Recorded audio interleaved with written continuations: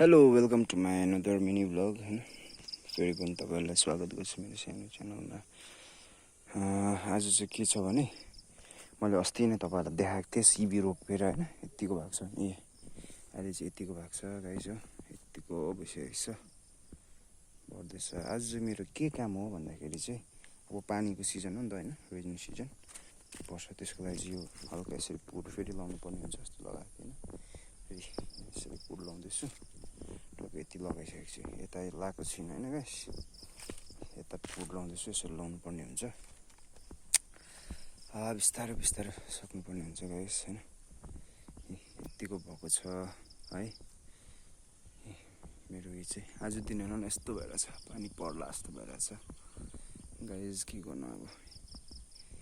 गर्नै पर्यो आज दिनभरि गर्न सकेन किनभने घाम पुरा लाग्छ नि त अहिले पुरा घाम चर्किन्छ त्यो भएर चाहिँ अहिले चाहिँ हल्का दिन यस्तो भएर चाहिँ तपाईँ फेरि म चाहिँ सुरु गरेको यत्तिको भएको छ मेरो हो सिबी रोपेको थिएँ